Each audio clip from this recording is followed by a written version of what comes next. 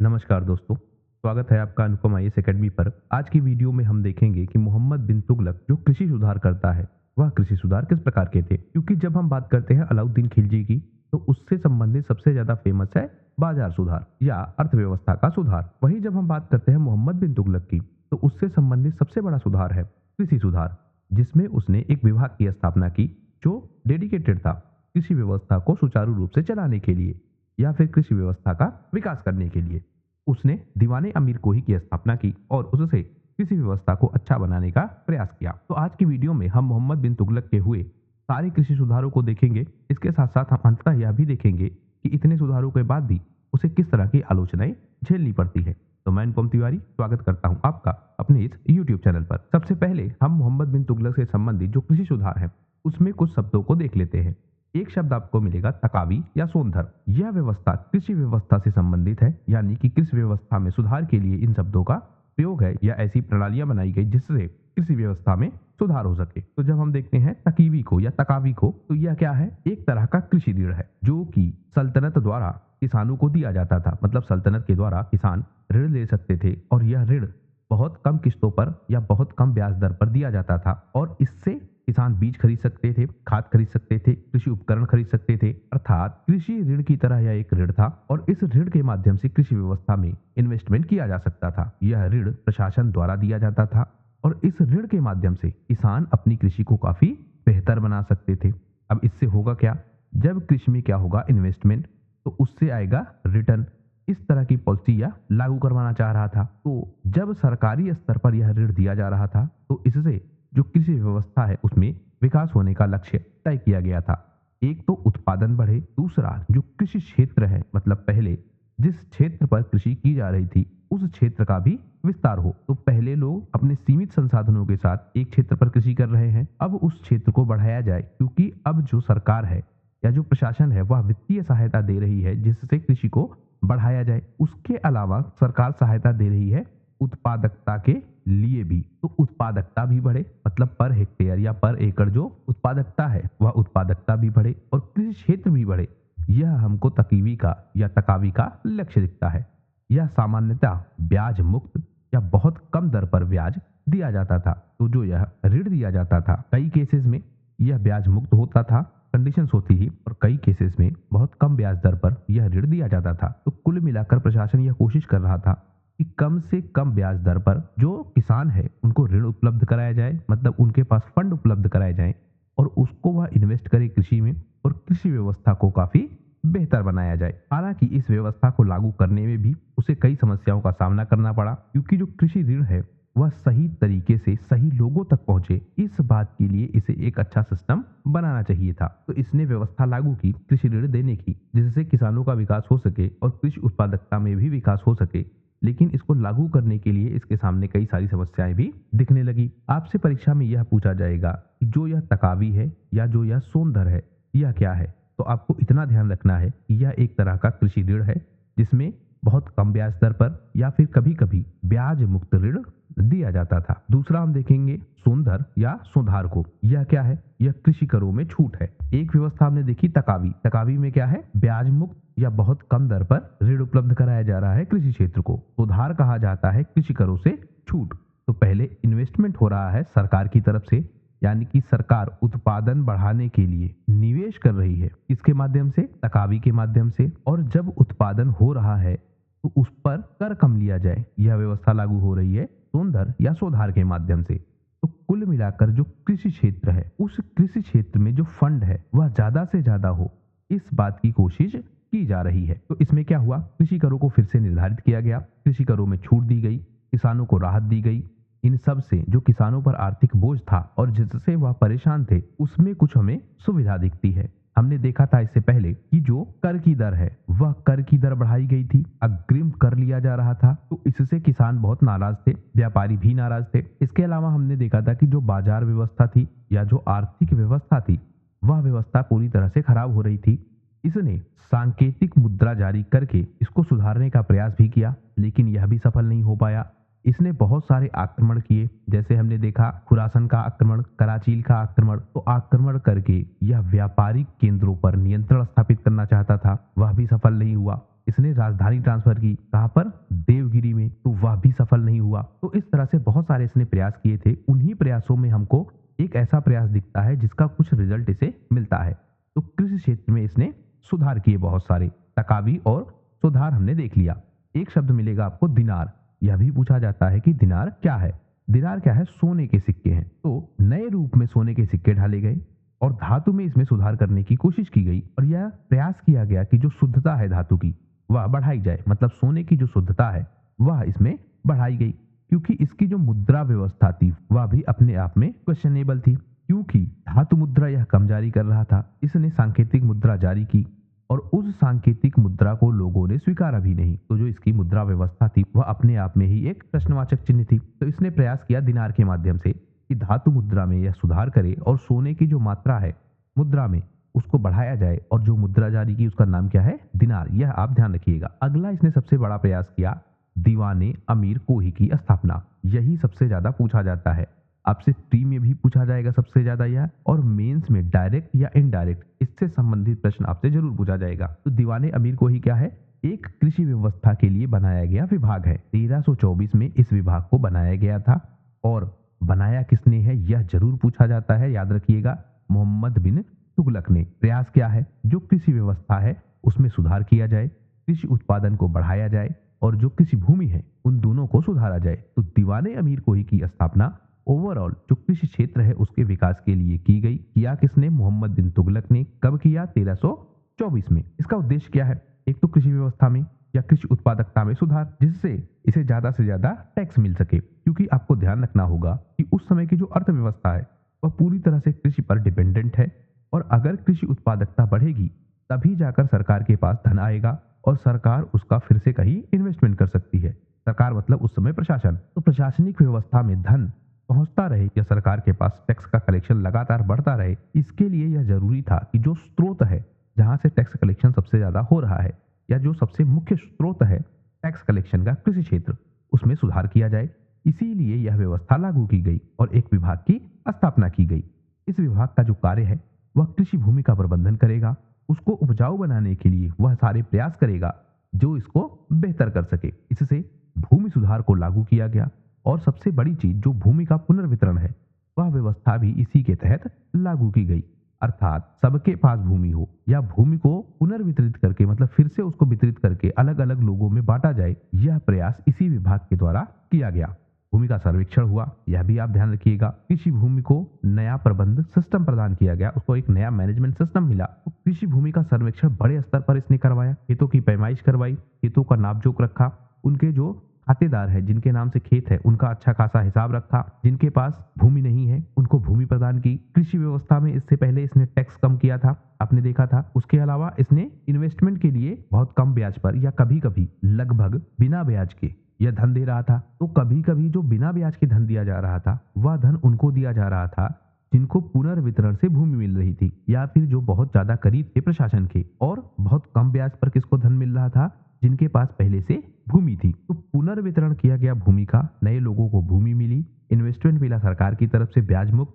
उसके बाद जो उत्पादन होगा उस पर कर नहीं लिया जाएगा। इससे कृषि व्यवस्था के प्रति जो सुधार की भावना है वह हमको मोहम्मद बिन तुगलक की दिख रही है। इससे धीरे धीरे जो किसानों की स्थिति है उसमें कुछ सुधार करने का प्रयास किया गया। वह सारी परिस्थितियां बनाई गई जिससे कृषि व्यवस्था में सुधार हो सके। कृषि की जो उत्पादन है उसको बढ़ाने का प्रयास किया गया। इसके अलावा जो सामाजिक स्थिति है किसानों की उसे भी सुधारने का प्रयास किया गया। जो कृषि कार्य है इसके लिए बहुत सारे आधुनिक उपकरण बनवाए गए, इसके लिए वित्तीय सहायता दी गई। तो कृषि में बहुत सारा इन्वेस्टमेंट हुआ और कृषि में बहुत सारा इनोवेशन हुआ जिसके माध्यम से कृषि व्यवस्था को सुधारा जा सके। कृषि उपज की जो कीमतें हैं इनको भी नियंत्रित करने की योजना बनाई गई। इसी तरह की योजना हम अलाउद्दीन खिलजी के समय भी देखते हैं। अलाउद्दीन खिलजी भी जो कृषि उत्पादन है या जो पूरी बाजार व्यवस्था में उत्पादन है उसकी कीमतें तय करता है, अर्थात प्रशासन द्वारा कीमतें निर्धारित हो यह व्यवस्था यह भी लागू करता है। इससे जो बाजार व्यवस्था बनी वह एक स्थिर बाजार व्यवस्था बनी और इसका लाभ हर किसी व्यक्ति को मिलने लगा। जो कीमतें हैं वह नियंत्रित हुई और जो वित्तीय स्थिति है वह धीरे धीरे मजबूत होने की तरफ बढ़ने लगी। तो एक सफल प्रयास हमको दिखता है दीवाने अमीर कोही के माध्यम से। इससे जो राजस्व का संग्रहण है वह संग्रहण भी बढ़ेगा, मतलब जो प्रशासन है उसके पास टैक्स का कलेक्शन भी बढ़ेगा। क्योंकि इन्वेस्टमेंट अच्छा हो रहा है, व्यवस्था में सुधार हो रहा है, उत्पादकता बढ़ाए जाने का प्रयास किया जा रहा है, बाद में भी टैक्स कलेक्शन कम हो रहा है, मतलब टैक्स कम लिया जा रहा है, तो ओवरऑल जो व्यवस्था है वह व्यवस्था लगातार सुधरेगी। इससे जो टैक्स कलेक्शन है वह भी बढ़ा, क्योंकि अब ज्यादा लोग टैक्स दे रहे हैं, उत्पादकता भी बढ़ रही है, तो भले ही टैक्स का परसेंटेज कम है कृषि पर, लेकिन क्योंकि उत्पादकता ज्यादा हो रही है तो इसलिए जो टैक्स का कलेक्शन है वह टैक्स का कलेक्शन बढ़ने लगा। इससे क्या फायदा हुआ, जो सैन्य अभियान है इसके, उसके लिए इसे धन मिलने लगा, क्योंकि यह कोशिश बार बार कर रहा था कि सैन्य अभियानों के लिए इसे धन मिल सके। व्यापारिक मार्गों पर नियंत्रण करने का प्रयास कर रहा था, दक्षिण भारत के क्षेत्रों पर अधिकार करने का प्रयास कर रहा था। वह सारे प्रयास इसके कैसे थे, इसकी आर्थिक व्यवस्था को सुधारने के लिए। तो जो इसने दीवाने अमीर को ही की व्यवस्था स्थापित की, या जो यह विभाग बनाया, इस विभाग ने काफी हद तक जो इसकी प्रॉब्लम्स थी उसको सॉल्व करने का एक मार्ग दिखाया, एक रास्ता दिखाया, जिससे अपनी प्रॉब्लम्स को यह सॉल्व कर सकता था। तो कृषि उत्पादन इसलिए काफी हमें बढ़ता हुआ दिखता है। और भी इसने बहुत सारे सुधार किए जिससे कृषि व्यवस्था को अच्छा किया जा सके। इसने भूमि सुधार लागू किए, पुनर्वितरण किए, यह भी हमने देखा। तो इससे जो भूमि का पुनर्वितरण है वह बहुत अच्छे तरीके से हुआ और उनको भूमि मिली जिनके पास भूमि नहीं थी, और इससे जो भूमि का उत्पादन क्षेत्र है वह तो बढ़ा ही, उत्पादकता भी भूमि की हमें बढ़ती हुई दिखती है। इसने पर्यावरण की समस्या से या जलवायु की समस्या से निपटने के लिए बहुत सारे कृषि सुधार भी किए। इसने नहरें बनवाई, सिंचाई योजनाएं बनवाई, जलाशय बनवाए। इनसे जो प्राकृतिक आपदा है, यानी कि जब सूखा पड़ जाए, बाढ़ पड़ जाए, तो उनसे भी कृषि व्यवस्था प्रभावित कम से कम हो, उसका भी इसने प्रयास किया। सिंचाई सिस्टम को इसने काफी अच्छा किया, जिससे जो कृषि भूमि है उसमें पानी काफी अच्छे तरीके से मिल सके। तो कई तरह के प्रयोग यह करता है कृषि व्यवस्था में, जिससे कृषि व्यवस्था काफी अच्छी हो सकती थी। तो जैसा आप देख रहे हैं कि इसने कृषि व्यवस्था में बहुत सारे सुधार करने का प्रयास किया है। इन्वेस्टमेंट से लेकर डिस्ट्रीब्यूशन तक यह काम करता है, जिससे कृषि व्यवस्था अच्छी हो सके। इसने कृषि उपकरण बनवाए, कृषि में तकनीक का काफी ज्यादा प्रयोग प्रारंभ करवाया, बीजों का चयन करने की व्यवस्था, पौधों की किस्में, जो कृषि उपकरण है, इन सब में सुधार करने का इसने प्रयास किया।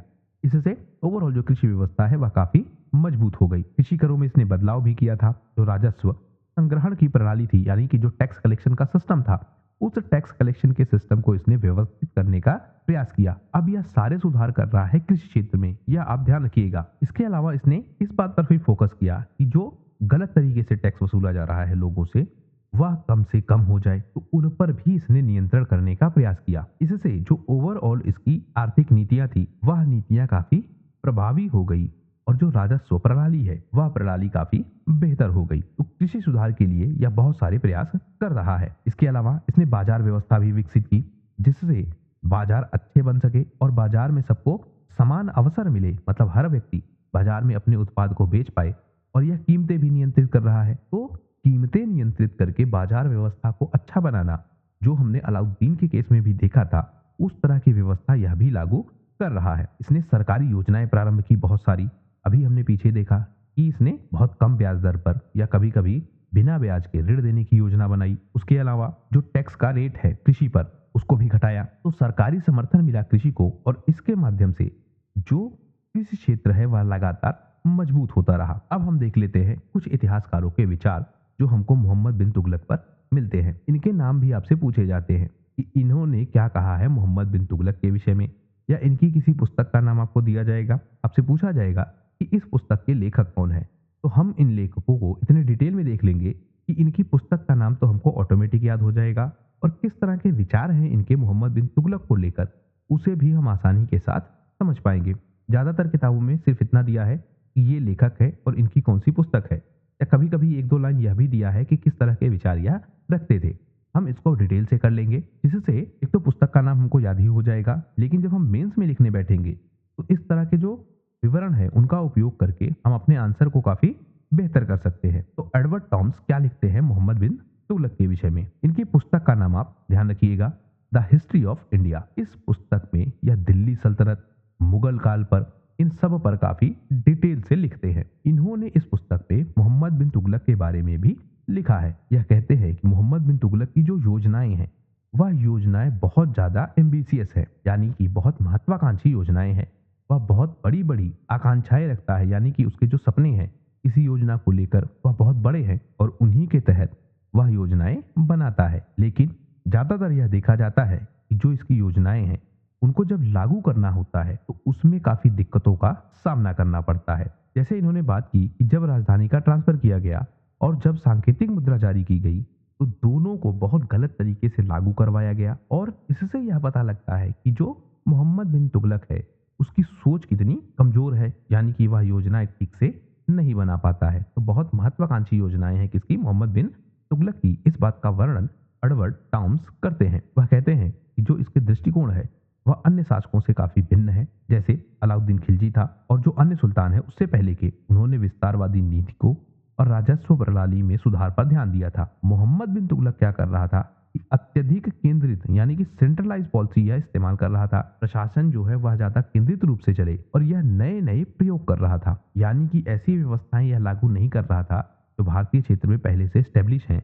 उनमें यह सुधार का प्रयास ना करके नए नए प्रयोग कर रहा था और इसके प्रयोग लगातार असफल होते रहे। तो जिस तरह पहले के शासक हैं अलाउद्दीन खिलजी या फिर अन्य शासक जिन्होंने विस्तारवादी नीति अपनाई थी, अपने क्षेत्र का विस्तार किया था, लेकिन केंद्रीय शासन व्यवस्था को ज्यादा फोर्स नहीं किया था। अलाउद्दीन खिलजी के विषय में भी आपको ध्यान हो कि जब उसने दक्षिण में आक्रमण किए थे तो क्षेत्रों को जीता भले था, लेकिन जीतने के बाद जो वहां के प्रशासक हैं उन्हीं के नियंत्रण में उस क्षेत्रों को छोड़ दिया था। तो अलाउद्दीन की भांति यह अपने साम्राज्य का विस्तार तो करना चाहता है, लेकिन जो नीति है वह नीति हमको अलग दिखती है। अर्थव्यवस्था में इसने बहुत सारे सुधार करने का प्रयास किया, प्रशासन व्यवस्था में इसने सुधार करने का प्रयास किया, लेकिन अंततः गलत तरीके से इनको लागू हुआ। आर्थिक अस्थिरता बढ़ती रही, सामाजिक असंतोष बढ़ता रहा। कागजी मुद्रा के प्रयोग ने, यानी कि जो सांकेतिक मुद्रा है उसके प्रयोग ने इसकी जो अपनी ख्याति है उसको भी बहुत प्रभावित किया। जनता में इससे विद्रोह उत्पन्न हुआ और अंततः महंगाई, असंतोष, प्रशासनिक अनियंत्रण, यह सब कुछ इसके क्षेत्र में फैलता रहा। इसकी लोकप्रियता लगातार कम होती रही और धीरे धीरे विद्रोह की स्थिति भी बनती रही। लोग बागी हो गए, लोग आंदोलन करने लगे शासन के खिलाफ और लगभग 22 से ज्यादा आंदोलन हमको दिखते हैं। धीरे धीरे जो पूरी प्रशासनिक व्यवस्था है उसमें अस्थिरता आ गई और इसकी अस्थिर नीतियों ने और अनियंत्रित फैसलों ने साम्राज्य का ही बहुत नुकसान किया। अब हम देख लेते हैं इब्न खल्दून का विवरण। इब्न खल्दून मुस्लिम इतिहासकार है और मोहम्मद बिन तुगलक के विषय में लिखते हैं। इनकी पुस्तक का क्या नाम है, मुकद्दिमा। यह आप जरूर ध्यान रखिएगा। तो मुकद्दिमा पुस्तक के लेखक इब्न खल्दून भी मोहम्मद बिन तुगलक के विषय में लिखते हैं। यह भी इसकी असफलताओं की बात करते हैं।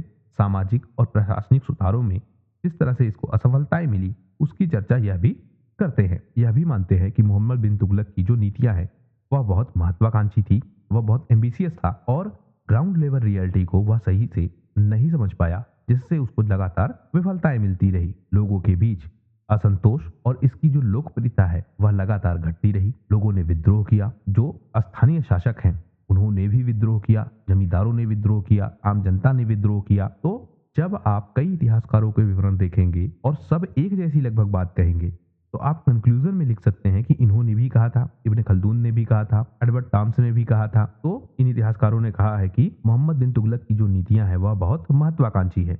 आपसे प्रश्न देके पूछेगा कि क्या मोहम्मद बिन तुगलक की बहुत ज्यादा महत्वाकांक्षी योजनाओं ने उसकी विफलता का आधार तैयार किया, ऐसा प्रश्न आपसे पूछा जा सकता है। तो वहां पर इनके जो विवरण है उनका आप इस्तेमाल करेंगे और अपने आंसर को काफी ऑथेंटिक कर पाएंगे। इसने अर्थव्यवस्था में भी सुधार करने का प्रयास किया, सैन्य प्रयोग किए, आक्रमण करने के प्रयास किए खुरासान जैसे क्षेत्र पर, कराचील जैसे क्षेत्र पर, लेकिन वहां पर भी यह असफल हो गया। तो इसके जो आर्थिक निर्णय है उनकी निंदा कौन कर रहा है, इब्न खल्दून। कर प्रणाली की भी निंदा कर रहा है, मुद्रा व्यवस्था की भी निंदा कर रहा है, सैन्य योजनाओं की भी निंदा कर रहा है और कुल मिलाकर यह कहते हैं कि जो संसाधन है उसका दुरुपयोग किया किसने, मोहम्मद बिन तुगलक ने। हालांकि यह कुछ इसकी व्यक्तिगत विशेषताओं के विषय में भी बताते हैं, जैसे इसके लक्ष्य हमेशा से ऊंचे थे, बहुत बड़े बड़े लक्ष्य यह तय करता था। इसके अलावा यह काफी पढ़ा लिखा व्यक्ति था, यह भी इसकी एक हमें व्यक्तिगत योग्यता दिखती है।